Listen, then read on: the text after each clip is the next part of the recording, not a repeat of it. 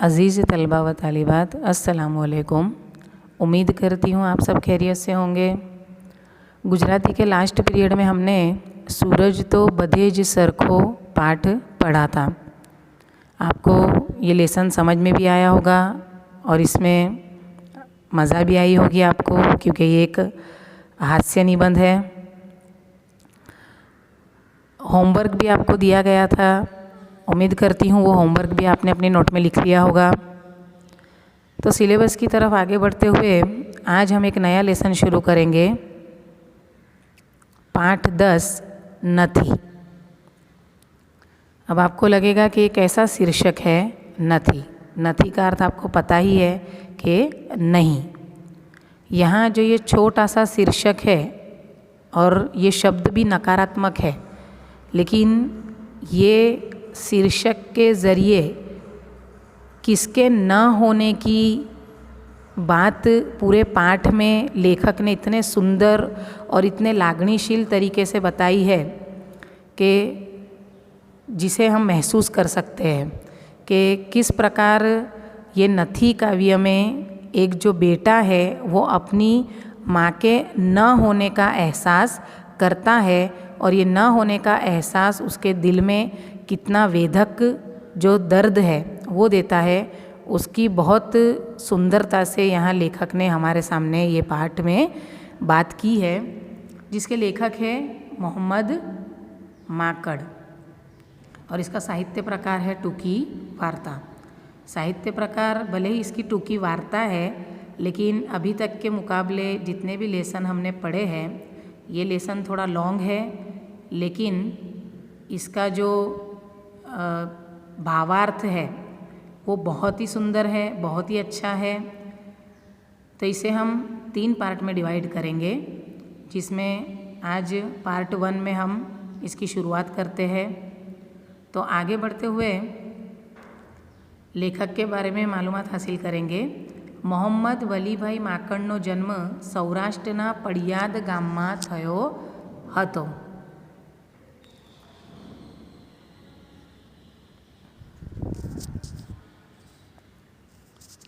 मोहम्मद वलीभाई माकड़, इनका जन्म सौराष्ट्र के पड़ियाद गाम में हुआ था। તેમણે ગુજરાતી સાહિત્ય અકાદમીના પ્રમુખ તરીકે સેવાઓ આપી હતી। કાયર, વંચિતા, માટીની ચાદર, ધુમ્મસ, અશ્વદોડ, ખેલ તેમની નોંધપાત્ર નવલકથાઓ છે। ના ઝાકળના મોતી, વાત વાતમાં તેમના જાણીતા વાર્તા સંગ્રહો છે। ડેલિસ્કોપ ભાગ 1 થી 4, સુખ એટલે, આપણે માણસો અને ઉજાસ वगैरह में तेमनी जीवन प्रेरक कथाओं संग्रहित है। ये उन्होंने जितना भी साहित्य रचा है उसके बारे में यहाँ मालूमात दी गई है। उन्होंने नवलकथा क्षेत्र में, वार्ता संग्रह, वार्ता के क्षेत्र में और जीवन प्रेरक कथाओं में अपना साहित्य दिया है। अब ये नथी पाठ में लेखक क्या कहना चाहते हैं उसका संक्षेप में परिचय हासिल करेंगे कि मातानो निस्वार्थ प्रेम अने पुत्रनी उपेक्षा अने अवगणनानी आ वार्ता है। देखिए, पहले ही वाक्य में हमें पूरी जो वार्ता है वो समझ में आ जाती है। यहाँ आप देख सकते हो कि एक माँ और उसके बच्चे की फ़ोटो है। मातानो निस्वार्थ प्रेम, हमेशा हम कहते हैं कि माँ जैसा जो निस्वार्थ प्रेम, निस्वार्थ यानी बिना मतलब के, सामने से उसे कुछ भी पाने की उम्मीद नहीं होती है, बिल्कुल मतलब बिना का निस्वार्थ प्रेम माए अपनी औलाद को देती है। लेकिन उसके सामने क्या होता है? पुत्रनी उपेक्षा। उपेक्षा यानी कि अवगणना, उपेक्षा यानी अनदेखा, अनसुना करना, उसे उतनी अहमियत नहीं देना और उसकी अवगणना करना। ये बात जो है वो ये वार्ता के केंद्र में है कि किस प्रकार एक पुत्र अपनी माँ की अवगणना करता है, अपनी माँ का मतलब के ध्यान नहीं रखता है, उसे अनदेखा, अनसुना करता है। तो ये बात बहुत ही सुंदर तरीके से ये वार्ता में लेखक ने हमारे सामने रखी है। क्या कहते हैं? मानव संबंधों में केवी केवी गूंचो सर्जाय छे अने बधुं मळे छे, પરંતુ માતા ફરી મળતી નથી અને करुणताने लेखक असरकारक रीते वर्णवे છે। क्या कहते हैं कि इंसानी जो रिश्ते हैं वो किस तरह एक दूसरे से जुड़े हुए हैं, एक दूसरे से गुचवा गए हैं, मतलब कि उलझ गए हैं। इंसान को सब कुछ दुनिया में मिल सकता है लेकिन माँ फिर से नहीं मिल सकती है। और इसी बात को बहुत ही असरकारक तरीके से लेखक ने हमारे सामने रखा है। बहुत ही इमोशनल कहानी है ये। वार्ताમાં બા ક્યારેક રીસાતી નથી, એ વાક્ય દરેક વખતે નવો સંદર્ભ રજૂ કરે છે।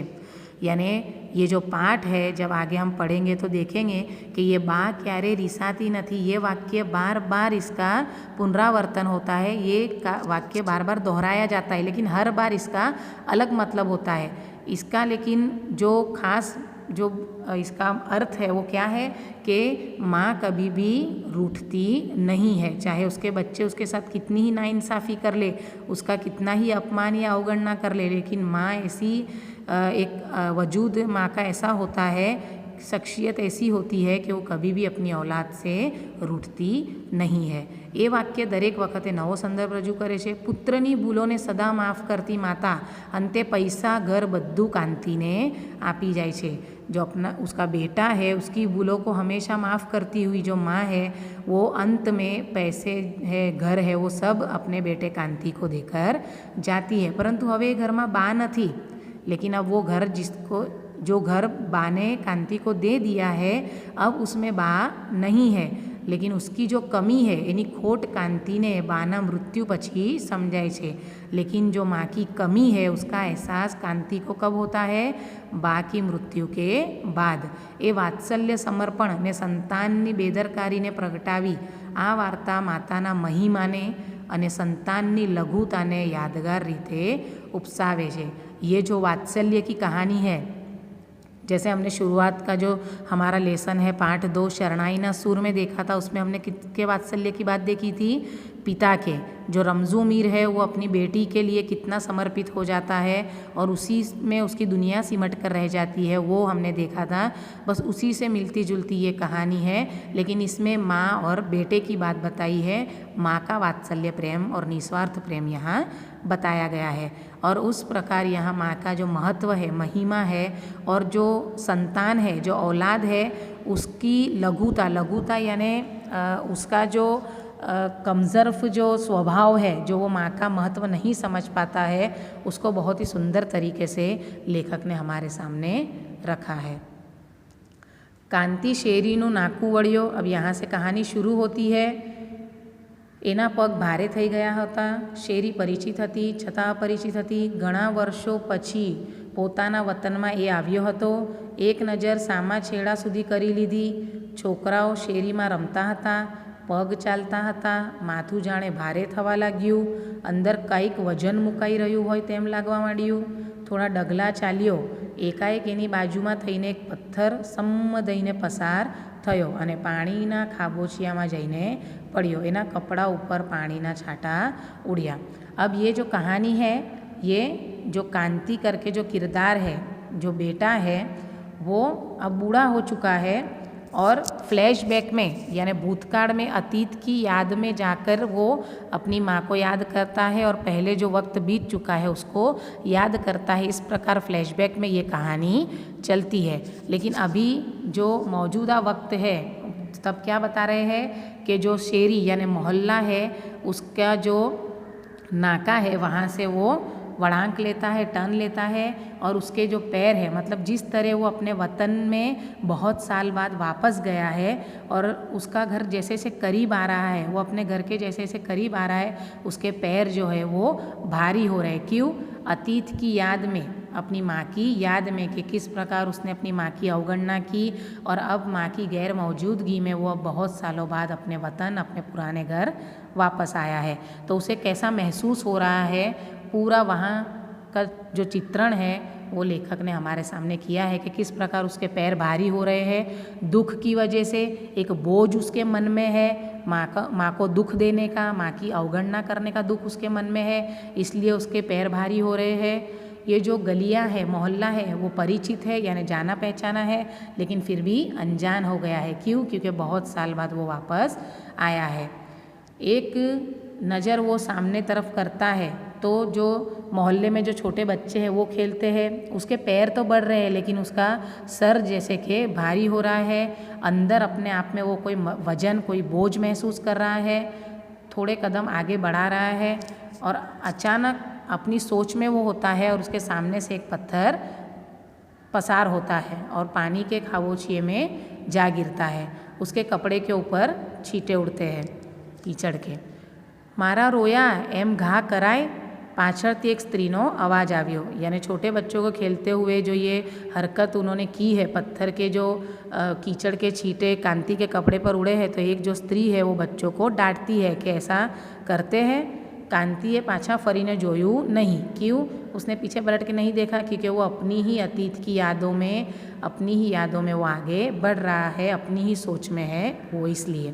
પણ એ અવાજે જેને ઠપકો આપ્યો હતો એ નાગા પૂગા છોકરા સામે જોયું, લેकिन बच्चों के सामने उसने नज़र की। कांति सामे એ સહેજ ભયથી જોઈ રહ્યો હતો। कांति के सामने बच्चे थोड़ा डर से देख रहे थे कि अब इनके कपड़े गंदे हुए तो हो सकता है ये हमें डांटेंगे। कोनो छोकरो हशे? वो सोच रहा है कि किसका लड़का होगा, लालजी मोचीनो अथवा तो परसोत्तम सुथारनो। बचपन में वो यहीं रहता था, सबको जानता है, तो वो अंदाज़ा लगा रहा है कि ये किसके बच्चे हो सकते हैं। दर्जीनो कांति ने थयू कि ये मोची का लड़का होगा या सुथार का होगा या दर्जी का होगा। शेरी में कोई नवू रहवा आव्यू होय एवं पण बने, या इतने सालों में कोई मोहल्ले में नया रहने आया हो, उसका भी बच्चा ये हो सकता है। और इसी बातों को सोचते हुए वो अपने पैर से, मतलब कि एक किस्म का वजन उसके पैर में जो महसूस हो रहा है उसे उठाकर वो आगे बढ़ने लगा। मांड मांड घर आव्यू, यानी जैसे तैसे घर तक वो आ पहुँचा। घर शेरीनी अधवच्चे हतु, यानी बराबर बीचों बीच उसका घर था मोहल्ले के। शेरी घणी लांबी हती, बहुत ही लंबी थी जो गलियाँ थी, जो मोहल्ला था वो। कांति नानो हतो त्यारे एने एम लागतुं कि शेरी घणी लांबी हती। जब वो छोटा था तब उसे ऐसा लगता था कि ये शेरी बहुत लंबी थी। क्यों ऐसा लगता था? तो भगवान कोल्ड ड्रिंक्स हाउसमांथी बरफ लईने दौड़ा दौड़ ए घरे पહોંચતો તોય બા એને ઠપકો આપતી, બરફનો ગાંગડો લાવ્યો છે કે ગાંગડી? આજે પણ शेरी એને लांबी लगती। जब वो भगवान कोल्ड ड्रिंक्स नाम की दुकान में से बर्फ़ का टुकड़ा लेकर दौड़ते दौड़ते घर पे पहुंचता था, तो तब घर पे पहुंचते पहुंचते जो बर्फ़ का गांगड़ा था वो पिघल कर छोटी सी गांगड़ी हो जाता था और बा उसे डांटती थी कि तू ये बर्फ़ का गांगड़ा लाया है या गांगड़ी, इसलिए उसे ये लंबा लगता था मोहल्ला। घर खोल्यू, बेग नीचे मूकीने बारणाने हाथथी धक्को मार्यो त्यारे एम लाग्युं कि हाथ भारे थई गयो हतो। अब उसने घर का दरवाज़ा खोला, बेग नीचे रखी और दरवाजे को हाथ से धक्का मारा, लेकिन उसका हाथ जैसे कि बहुत ही वजनदार हो गया। हाथનું वजन એને લાગતું હતું, हाथ पग माथું आखું शरीर भारे भारे થઈ ગયું હતું। पूरे जिस्म में उसको एक तरह का बोझ महसूस हो रहा था। सामे ओसरीनी कोरे बा ऊभी हती। अब देखो वो क्या सोच रहा है, उसके बचपन की यादें कर रहा है कि जिस तरह बचपन में वो घर में होता था और उसकी माँ घर के कोने में खड़ी रहती थी, तो वह ऐसा महसूस कर रहा है कि यहाँ भी बा खड़ी है। मधुरू मधुरू हसती हती, मीठा मीठा हंस रही थी। कांति ने थयू बा शरीर मांथी भार लई ले तो केवुं सारूं। उसे क्या महसूस हो रहा था कि जो अभी जो बोझ अपने शरीर में वो महसूस कर रहा है वो बा की एक मुस्कुराहट से सच में हल्का हो जाए तो कितना अच्छा। कांति घेर आवतो त्यारे बा एना दुखणा लेती, यानी कोई आता है तो हम उसकी बलाइयाँ लेते हैं ना, उसके सर पे हाथ घुमा के। तो इस तरह वो सोच रहा था कि काश बा होती और आज भी मेरे जो बलाइयाँ है वो लेती, हाथ माथी बैग लई लेती, बे चार एवा शब्दों बोलती कि कांतिनो बधो भार उतरी जतो। घर में आते ही माँ ऐसे दो शब्द बोलती कि कांति की सब थकान, सब बोझ उतर जाता। कांति ओसरीनी कोरे पहुँच्यो, जहाँ उसे महसूस हुआ कि बा खड़ी है वहाँ वो पहुँचा। शरीर जाने गળી પડ્યું હતું, उसका शरीर पूरा जैसे पिघल रहा था। एक हाथ में बैग हती, बीजा हाथ में 2 थैली हती। बैग अने थैली ओसरीनी कोरे मूकीने कांति बाजू में बेसी गयो। ठीक वार सुधी कांति बेसी रह्यो। घर उगमणा बारનું હતું, ધૂળિયું હતું, મોટું ફળિયું હતું, ડાબા હાથ તરફ હતું गार माटीનું चणतर, जमणा हाथ तरफनी भीत पड़ी गई हती। अब ये बहुत पुराना घर है, बहुत साल बाद कांति आया है, तो ये घर का वर्णन कर रहे हैं कि किस प्रकार घर बड़ा था, मिट्टी से बना हुआ था, गार मिट्टी से। और એક સીધે હાથ तरफ की दीवाल भी गिर गई थी, धूल वाला था पूरा घर। આ ઘરમાં જ કાંતિનો જન્મ થયો હતો, यहीं उसका जन्म हुआ था। तो આ ફળિયામાં એ ભમરડો ફેરવતા શીખ્યો હતો, यहीं ये मोहल्ले में वो खेला था। जो भमरडा है वो उसने घुमाते हुए सीखा था। ओसरीમાંથી ગારના पोड़ा उखाड़ीने छाना माना खाई लेते हो। छोटे बच्चे जो होते हैं ना वो हमेशा मतलब कि मिट्टी दीवार पे से उखाड़ कर चुपचाप किसी के कोई देखे नहीं ऐसे खाते हैं। तो ये भी वो याद करता है कि किस प्रकार गार के जो पोपड़ियाँ होती थी वो उखाड़ के वो चुपचाप छाना माना यानी कोई न देखे ऐसे खा लेता था। बाहर रसोડામાં હોય ત્યારે અત્યારે પણ બહાર રસોડામાં ચાલી ગઈ હોય એમ લાગ્યું। अभी भी वो क्या महसूस कर रहा था कि उसकी बाहर रसोई घर में चली गई है, બહાર ન હતી, રસોડામાં ગઈ હશે। થોડી વાર પછી પાણી લઈને આવશે, थोड़ी देर बाद पानी लेकर आएगी। एक क्षण कांति ने थયું બાને રીસ तो नहीं चढ़ी હોય, बा मुझसे नाराज़ तो नहीं है। इस प्रकार मतलब यहाँ ये लेसन की शुरुआत होती है। किस प्रकार कांति बहुत साल बाद अपने वतन आया है, लेकिन अब उसकी माँ उसके साथ नहीं है और कांति अपनी माँ की कमी महसूस कर रहा है। उसे कितना दुख है और इस बात का बोझ कितना उसके मन पर है वो यहाँ हमने देखा। नेक्स्ट पीरियड में दूसरे पार्ट में आगे का लेसन पढ़ेंगे। तब तक के लिए अल्लाह हाफिज़।